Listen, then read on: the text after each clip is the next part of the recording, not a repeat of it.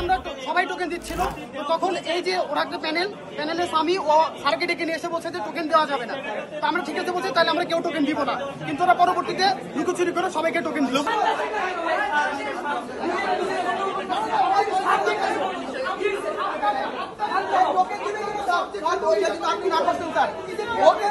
বারবার টোকেন দিতেছে।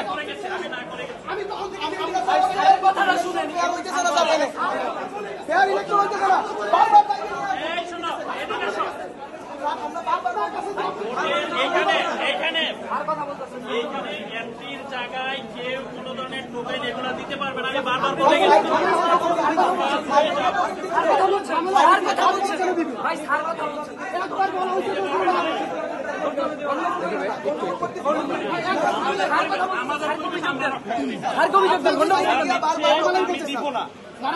আপনাকে ডেকে নিয়ে এসে আমরা বলছে না, আমি তখন কিভাবে টোকেন সে কিভাবে কেউ না মানে আমি তার ব্যবস্থা নিচ্ছি। অবশ্যই ব্যবস্থা নেবেন নির্দিষ্ট প্যানেলে সবার নাম লিখে দিচ্ছে। কি হয়েছে ভাই, একটু বলেন তো কি হয়েছে? শুরুতে আমরা সবাই টোকেন দিচ্ছিল, তো তখন এই যে ওরা একটা প্যানেলের স্বামী ও স্যারকে ডেকে নিয়ে এসে বলছে যে টোকেন দেওয়া যাবে না। তো আমরা ঠিক আছে বলছি, তাহলে আমরা কেউ টোকেন দিব না, কিন্তু ওরা পরবর্তীতে লুকোচুরি করে সবাইকে টোকেন দিল। লুকোচুরি করে বারবার সবাইকে টোকেন দিচ্ছে। আমরা বারবার বলতেছি এই যে স্বামী দিচ্ছে, বারবার টোকেন দিচ্ছে। আমরা বলার পরেও টোকেন দিচ্ছে। আমরা আর বলে দিয়ে গেছে বারবার যে হচ্ছে টোকেন দেওয়া যাবে না, তারা তারপরে টোকেন দিচ্ছে। তাহলে ইলেকশন কিভাবে ফেয়ার হয় এনে?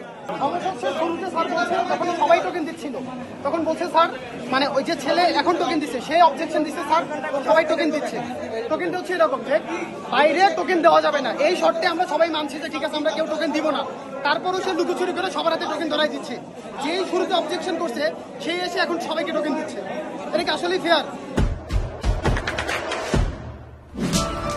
দেশে দেশে সবার সাথে দ্য নিউজ।